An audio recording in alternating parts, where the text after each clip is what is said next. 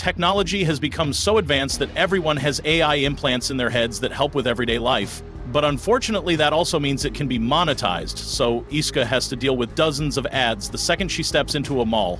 After paying for her premium vision subscription, the ads disappear, so Ishika can go on with her day. She's here to help her co-worker pick out some jewelry, so she brought her android assistant Harold along as well. Harold has all the latest decision-making software, so he is really helpful when it comes to picking out jewelry, and he must have gotten the charisma update too, because Atria's co-worker is falling head over heels for him.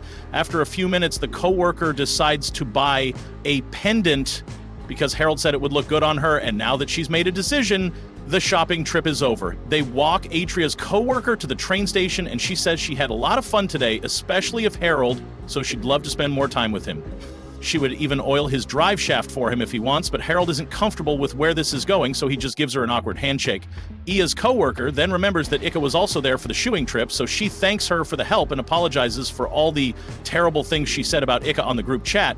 But Ika has no idea how to respond to that, so she just pretends she didn't hear it, and the two go their separate ways. Harold tells EA that her coworker probably organized the shopping trip to make up for what happened between them, so while it may have been a little awkward, she seems like she'd be a genuinely good friend. That aside, he asks EA why she didn't pick out a pendant for herself while they were at the jewelry store. Exa says she doesn't want to get a new one because it would remind her of her sister, and she would rather avoid that.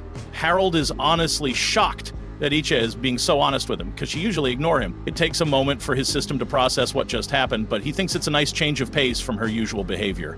Just then, the two of them are approached by a detective, and he says he is here to ask Harold a few questions. Harold is brought to an interrogation room where he is informed that he is suspected of assault and battery, but he knows he did no such thing, so he answers the detective's questions honestly and says he didn't do it. Unfortunately, Detective Brown is hell-bent on getting a confession out of Harold, so he leaves the room to talk to his partner. Ia is here as well because she wants to witness Harold's interrogation, and she doesn't understand why they are keeping him here like this when they have no evidence. They've already checked Harold's memory files, and there are no records of him assaulting anyone, so they have no right to keep interrogating him, but Brown says his memory files could have been altered, so it's still possible that he committed the crime. The victims also clearly reported that they were attacked by an android, but AA says that doesn't mean Harold is the perpetrator. Besides, there are programs installed in Harold's system that strictly forbid him from causing harm to a human, but Detective Brown brings up an old case of an android named Steven that lost control and attacked a human earlier this year. There are 3 versions of the androids: Steven, Harold, and Marvin. Steven is currently being held in an analysis. Pod and Marvin is just missing, so he is most likely damaged. That means the only android unaccounted for is Harold, so Detective Brown is sure that the culprit must have been him. Plus, the fact that Steven attacked a human means Harold should be capable of doing the same, since they are made from the same core program. Ia reminds Detective Brown that Harold works with her in the Cybercrime Investigation Department, but he says that doesn't matter because he has already been given permission to investigate Harold for as long as necessary. Exa asks to do a brain dive into the victim's head so she can prove Harold's innocence, but Harold is her partner, so Brown says it would be a conflict of interest if he let her do it. There's nothing more extra, dude, so she's forced to leave the interrogation room without Harold. She meets up with her coworker, and Dara already heard about what happened with Harold, so she's really worried. It tells her she couldn't convince the detective to let Harold go, but she is sure that the allegations are false because Harold would never do something like that. Still, Daria is worried that Harold might get shut down because of this, but Ika swears that she won't. Let that happen later. That night, EA heads back to the investigation room, and Harold seems to be doing fine, but his situation hasn't gotten much better. He tells her that Brown is going to be transferring him to prison once he gets back, and he still refuses to believe that Harold is innocent.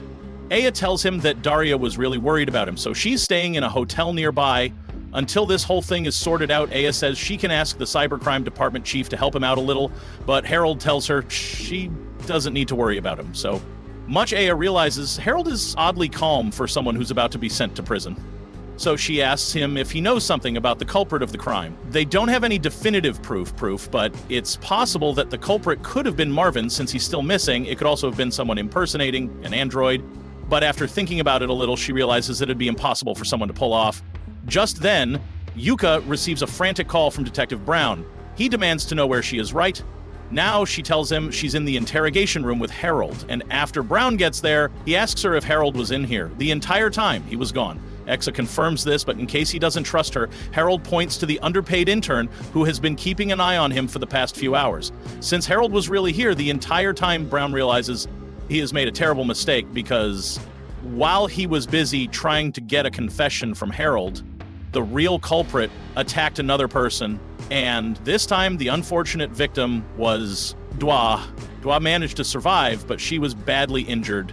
So she is still in a coma right now, but before she was attacked, she managed to send a message to Harold's watch, giving him permission to perform a brain dive on her. Meanwhile, Ika is in a meeting with all the department leaders, and the chairman is convinced that the attack on Daria must be related to the Pittsburgh incident that led to her husband San's death, but the others don't think there's any correlation. Moving on, the chief addresses Totoki and tells her that even if Harold wasn't the culprit of this incident, it will be a PR disaster once the public finds out that the android involved in solving this case is the same model as Steven, who attacked a human earlier this year, so he requests that Totoe immediately shut Harold down.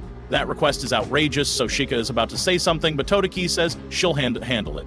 She then tells the chairman that he's out of his mind if he thinks she's going to shut Harold down when he hasn't done anything wrong. It's already been established that Harold is not a threat, and any threatening defects in his programming would have been found during their investigation. That may be true, but the chairman reminds everyone that Harold is the first of the latest generation of AI, so he is capable of thinking for himself and has free will to act as he pleases. However, Angus points out that the AI doesn't actually have free will. It's just a very complex program that mimics the idea of a soul, so there are still some things that the program cannot do. And as for the case with Steven, it was discovered that his system had been altered by a programmer named Elas. They think Elas was most likely involved in this incident as well, but be that as it may, they still want Harold to be shut down as a precautionary measure. Totoki still refuses, but Icha can't stay quiet any longer, so she tells them the department can't afford to lose Harold. She can't 2 brain dives without him because he's the only one who can keep up with her. She has tried diving with human assistant, but they all ended up as vegetables.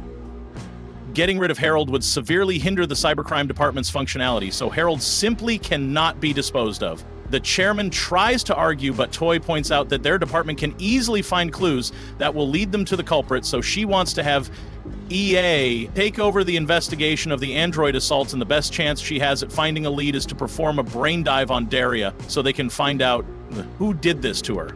Daria is still in a coma, but she already gave her consent. Her vital are stable, so the doctor gives them the green light to begin.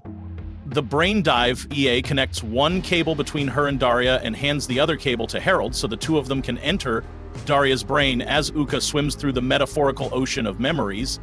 She spots Daria and she seems like she is in a lot of pain, so she needs to hurry and find the memories of the incident. Eventually, she locates the relevant memories, and as Daria was walking down an alleyway, she was confronted by a man in a hood. The man then stabs her in the stomach for no reason, and then runs away before Daria passed out. She got a good look in her attacker's face, and it looked exactly like Harold, but she could tell that it wasn't actually him. So at her last few moments of consciousness, she left a message for the real Harold and asked him to do a brain dive on her.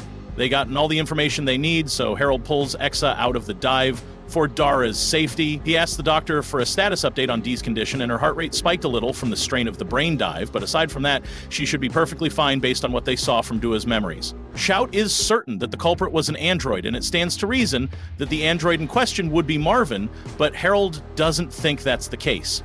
Marvin has a mole on his left cheek, but the attacker didn't have one, so it couldn't have been him. But then again, it's possible that Marvin could have covered up his mole before the attack. There's not much for them to go off right now, but they did find one major clue, because the knife the attacker used to stab Dura had a logo on the handle, and that logo will surely lead them to the identity of the attacker. The next day, Harold and EA are out looking for clues together when Harold receives word that Nikolai has just arrived in the city. EA asks him who Nikolai is, so he explains that Nikolai is Dwa's brother-in-law, and after he heard about the incident, he decided to come take care of her at the hospital until she wakes up. On an unrelated note, Harold wants to thank Exa because he heard that she stood up for him at the meeting when the chairman suggested shutting him down. Exa says she wasn't the only one who stuck up for him, since Totoki was also against the idea, but the fact that Ika was on his side makes Harold really happy. It shows that she cares about him, at least a little, so he asks her if she's finally warming up to him, even though he's an android, and while that may be true, she says this doesn't mean she likes him. Back on topic, the emblem they are tracking turned out to be the coat of arms of the Aylstone College, and the knife was a gift that is given to all graduating students. This means the Aylstone College is somehow related to the android attacks, and that means there's someone they have to go talk to first. The top researcher at Novel Robotics and the person who practically single-handedly created the system from which all the androids were programmed, Lexi Willow Carter. This was the end of episode 1. Subscribe to not miss the next part